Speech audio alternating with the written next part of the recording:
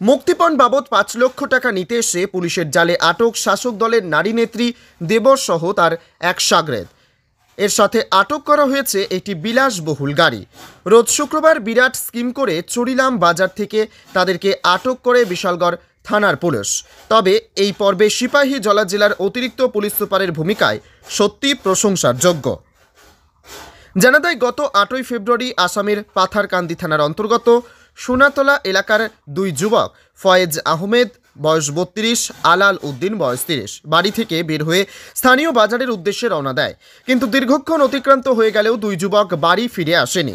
তাতে বেশি চিন্তিত হয়ে পড়ে গোটা পরিবার। অনেক খোঁজাখুঁজির পরও তাদের কোনো হদিশ না পেয়ে আসামের পাথারকান্দি থানায় দ্বারস্থ হয়।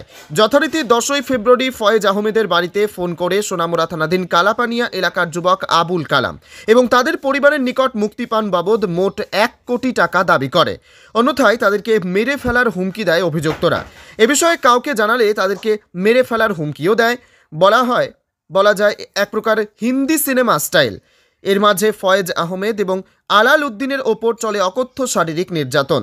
তাদের শরীরে অনবরত বিষাক্ত ইনজেকশন পোস্ট করতে থাকে। এমনটাও অভিযোগ করেন ফয়েজ আহমেদের বড় ভাই দুলাল মিয়া। অভিযুক্তরা নির্যাতনের পুরো ভিডিও মোবাইল বন্দি করে তাদের আত্মীয়ের মোবাইলে প্রেরণ করত। একসময় সেই খবর পেয়ে হৃদরোগে আক্রান্ত হয়ে মৃত্যু হয় ফয়েজ আহমেদের বড় ভাই। বাড়িতে কান্নার রোল ওঠে। পুরো বিষয়টি পাথারকান্দি থানাকে অবগত করা হয়। এই খবর মোতাবেক পাথারকান্দি থানা সোনামুড়া থানাকে অবগত করে, কিন্তু সোনামুড়া থানা সেদিকে কর্ণপাত করেনি।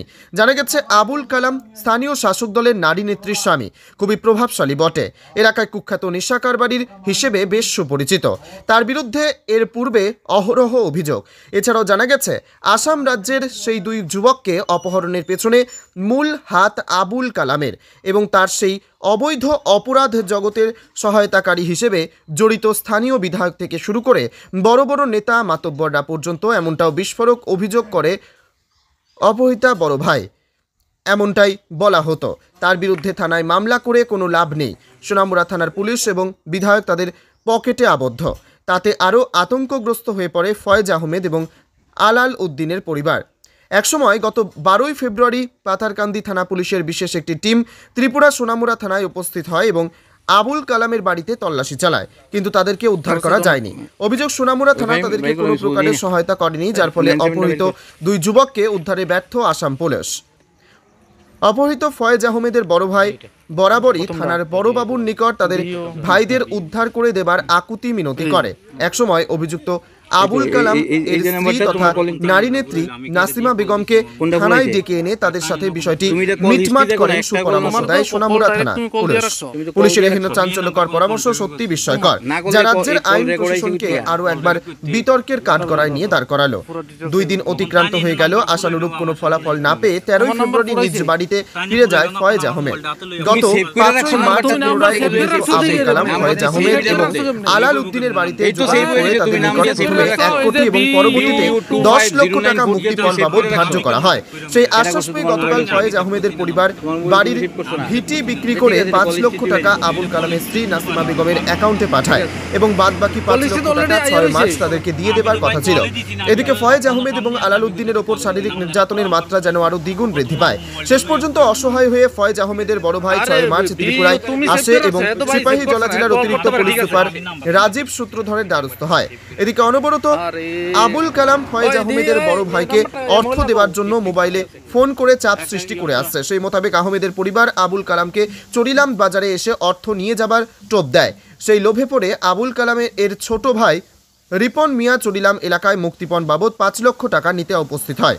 এদিকে খবর পেয়ে অপহরণকারীদের পাকড়াও করতে চরিলাম এলাকায় একটি নির্জন স্থানে এম্বুসে বসে বিশালগড় থানার এসআই রাকেশ দেববর্মা সহ বিশাল পুলিশ বাহিনী।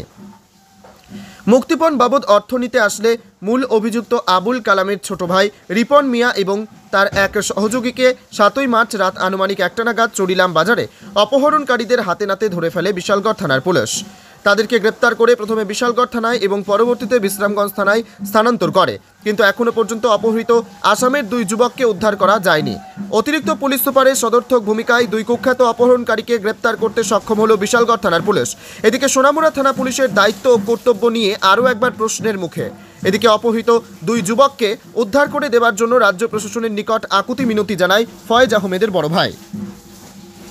ছোটো ভাই আর একটা চাচাতো ভাই আলালউদ্দিন তারা 8 তারিখ আসিমুজ থেকে তারা কই উদাও হয়ে গেছে গিয়া পরে আর 10 তারিখ আমরা খবর পাইছি এখানে সোনামুড়া তারা লিয়ে আইছে আইয়া আমরা কিনো মানে প্রশাসনের কাছে আমরা মানে গিয়া দ্বারস্থ হয়েছি আসামও মিসিং কেসও দিয়েছি তারপরে এফআইআরও করছে করিয়া পুলিশের মতো কাজ করছে তো যে কিনো কাজের কাজ তারা 3 লাখ টাকা দিয়েছে অনলাইনে তারা দুইটা অ্যাকাউন্টে একটা 1.5 লাখ টাকা আর একটা 3.5 লক্ষ টাকা।